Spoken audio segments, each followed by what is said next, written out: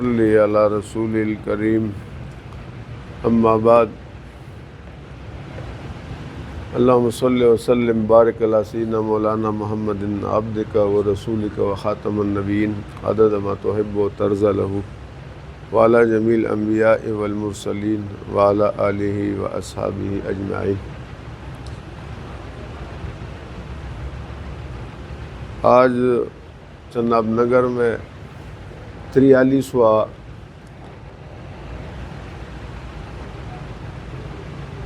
تحفظ ختم نبوت کا جلسہ تھا۔ ہر سال 2 دن 24 اکتوبر اور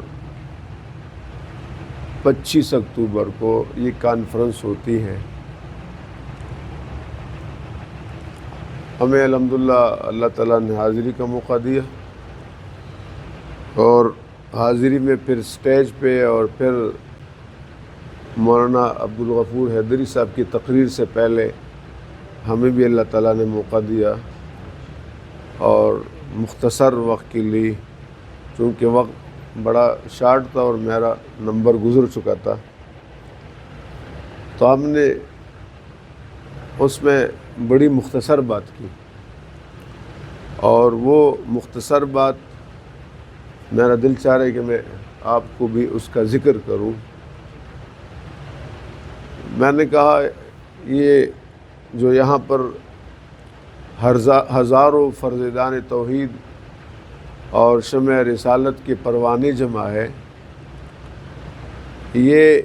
اس چناب نگر میں آج سے 40-42 سال پہلے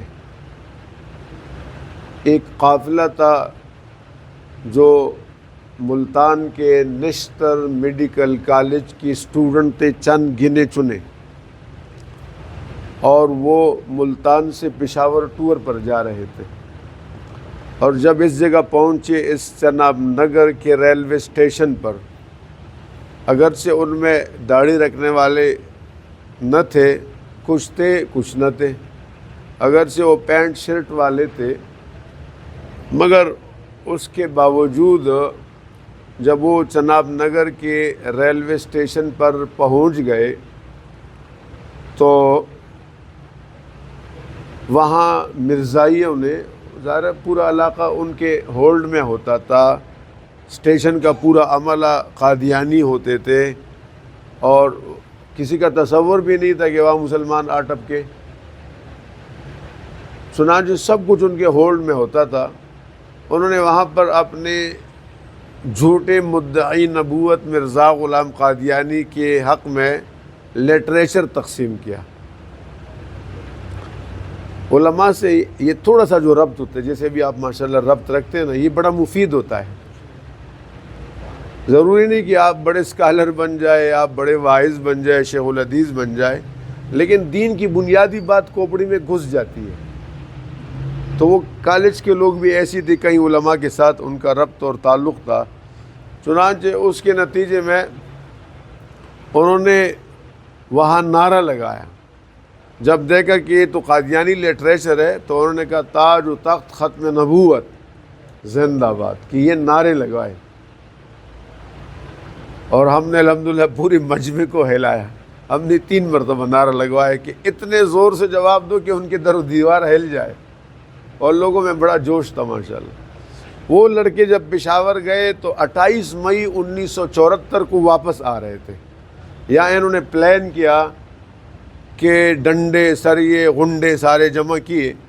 اور رات کا وقت تھا، اور اس بوگی کا بھی انہیں پتہ تھا، اس لیے کہ سب کچھ ان کا تھا، اور انہوں نے ان کو مارنا شروع کر دیا، اور اتنا مارا کہ بڑے شدید زخمی ہو گئے، خونم خون ہو گئے، لہو لہان ہو گئے، اور اگلے دن یہ بات جنگل کی آگ کی طرح پھیل گئی۔ تو میں نے اس مجمع سے کہا جو کل وہاں جمع تھا، اور آپ سے بھی کہہ رہا ہوں کہ دین کی خدمت کے لیے کسی شیخ الحدیث کا ہونا ضروری نہیں ہے، آپ بھی کر سکتے ہیں۔ وہ کالج کے لڑکے تھے نا، مدرسے کے لڑکے نہیں تھے، اور انہوں نے بتا دیا کہ ہم ظاہری وضاحت دین کے مطابق نہیں ہے، اور ہم کسی دینی مدرسے کے نہیں، ایک دنیاوی ادارے، انگریزی ادارے کے اسٹوڈنٹ ہیں، مگر رسول اللہ کے ساتھ ہمارا تعلق صلی اللہ علیہ وسلم، عقیدت اور محبت اسی طرح مضبوط ہے جیسے کسی شیخ الحدیث کا تعلق ہے،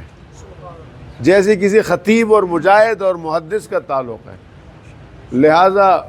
انہوں نے ان زخموں کو برداشت کیا،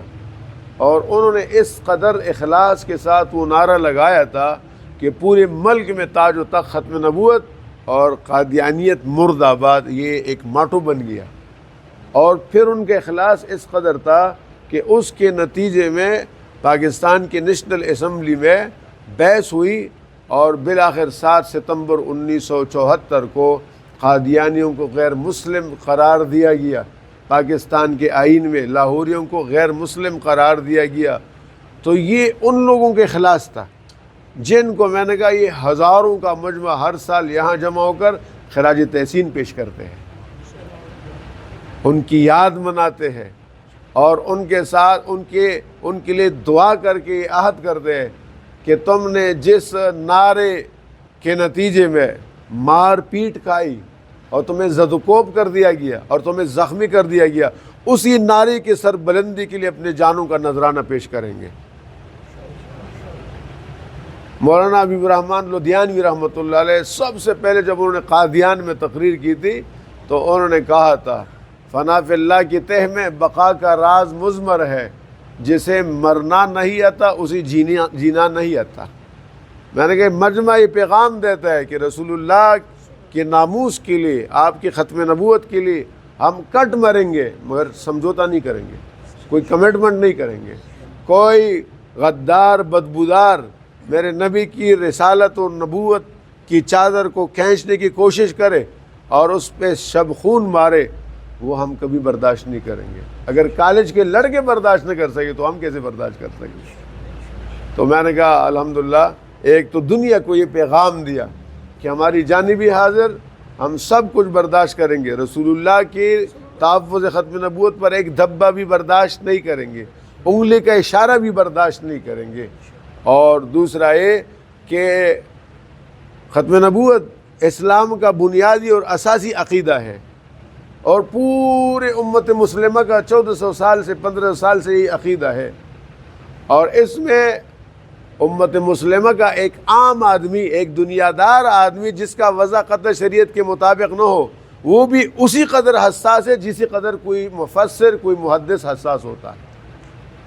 تو میں نے کہا کہ اب ہم بھی یہاں پر اس بات کا عزم کریں کہ ہم اس پیغام کو آگے پھیلائیں گے۔ اور قادیانیوں تمہیں دعوت فکر دیتا ہوں، ہم گالی نہیں دیتے، کہ ضد چھوڑ دو، ہٹ درمی چھوڑ دو، انائیت چھوڑ دو، اور تائب ہو کر سچے غلام بن جاؤ میرے محمد عربی صلی اللہ علیہ وسلم کے، تو تم دنیا اور آخرت میں کامیاب ہو جائیں گے۔ تمہیں دلیل، ویسے تو امام ابو حنیفہ رحمۃ اللہ علیہ کا مذہب ہے کہ اگر کوئی آدمی وہ نبوت کا دعویٰ کرے اور دوسرا آدمی اس سے دلیل مانگے تو فرمایا یہ دلیل مانگنے والا بھی کافر ہے۔ نبوت کا جس نے دعویٰ کیا اس سے کوئی آدمی کی دلیل کیا ہے تو دلیل مانگنے والا بھی، اس لیے کہ ختم نبوت واضح ہے، اس میں کوئی خفا نہیں ہے، ابہام نہیں ہے۔ لیکن میں تمہیں بتاتا ہوں کہ تم لوگ ایسا کرو کہ تم مرزا غلام احمد قادیانی اس کی کتابوں کا مطالعہ کرو، بس سمجھ میں آ جائے گا۔ اگر سچے دل سے تم تحقیق کرنا چاہو تو ہماری کتابیں نہ دیکھو، قرآن کا مطالعہ نہ کرو، حدیث کا نہ کرو، صرف قادیانی کی کتابیں دیکھو کہ وہ پاگل تھا، کبھی کس طرح کا دعویٰ کیا اس نے، کبھی کس طرح کا دعویٰ کیا، کبھی کس طرح کا دعویٰ کیا، کبھی اللہ کی شان میں اس نے بد کلامی کی، گستاخی کی، کبھی عیسیٰ علیہ السلام کی شان میں، کبھی عیسیٰ علیہ السلام کی والدہ کی شان میں، کبھی رسول اللہ صلی اللہ علیہ وسلم کی شان میں۔ یہ باتیں آپ کے لیے کافی ہیں۔ اور میں نے کہا یہ بھی یاد رکھنے کی بات ہے، اس وقت چند گنتی کے طالب علم تھے نا، بہت زیادہ تھے تو 20 سے 25 تھے، 30 تھے، اس سے زیادہ نہیں تھے، اور ان کو تم نے مارا تو ہر سال 42 سال ہو گئے، یہ 43واں تھا، ہر سال مجمع بڑھتا جا رہا ہے الحمدللہ۔ تم نے ایک نعرہ برداشت نہیں کیا، اب لاکھوں نعرے سنتے جاؤ، لاکھوں نعرے، یہ اخلاص تھا ان کا۔ اس کی مثال ایسی ہے کہ ہجرت کے موقع پر جناب رسول اللہ صلی اللہ علیہ وسلم اکیلے تھے اور آپ کے ساتھ ایک ہی ابو بکر تھا بس، اور کوئی نہیں۔ مکہ والوں نے نکلنے پر مجبور کیا۔ 8 سال کا وقت نہیں گزرا تھا کہ میرا نبی فاتح بن کے مکہ میں جب آ رہے تو 10,000 کا لشکر لے کر آ رہے ہیں، اور مکہ چٹکلیوں میں فتح ہو گیا، یوں فتح ہو گیا مکہ، یوں، اور کفر سمٹ گیا اور ختم ہو گیا۔ اس طرح میں نے اس مجمع سے کہا جذبہ رکھو کہ ایک دن تمہارے یہ قدم ادھر ہوں گے، ادھر ہوں گے، ان کے باغات اور ان کے مکانات اور ان کے دفاتر، وہاں پر مسلمان بیٹھے ہوں گے، چاہے ان میں کوئی مسلمان ہو، اور یا تمہیں اللہ غلبہ دے گا۔ وہ وقت دور نہیں ہے، وہ وقت دور نہیں ہے۔ میرے نبی کے ساتھ اللہ کی مدد کے وعدے ہیں، تو میرے نبی کی ختم نبوت کے ساتھ بھی اللہ تعالیٰ کی مدد کی نعرے ہیں اور وعدے ہیں کہ آج دیکھو تو ہزاروں کا مجمع وہاں پر ماشاءاللہ جمع ہو گیا ہے۔ تو پھر میں نے آخری بات جو کی اور وہ یہ کی جو آپ سے بھی کہنے والا ہوں، آج 1 منٹ بڑھ گیا، ہمارا ٹائم پورا ہو گیا، کہ اگر آپ چاہتے ہیں مجمع بڑھتا جائے تو پھر اپنے علاقوں میں جاؤ، اپنی مسجدوں میں، اپنے بیٹھکوں میں، اپنے رہائشوں میں علماء کا تعاون لے کر ختم نبوت کے درسوں کا قیام کر۔ یہ درس ہے، اس کو درس کہتے ہیں، دروس ختم نبوت۔ تو انشاءاللہ آپ بھی کریں گے اہتمام۔ تو ایک جذبے کے ساتھ بڑے لوگ شریک ہوئے تھے۔ یہ ہمارا جو درس ہوتا ہے یہ جمعہ اور پیر کے دن کب ہوتا ہے بھائی؟ آپ بھی سمجھ گئے، جمعہ اور عشاء کے بعد اتنی 10 منٹ کے لیے ہوتے ہیں، ٹھیک ہے۔ وآخر دعوانا الحمدللہ رب العالمین۔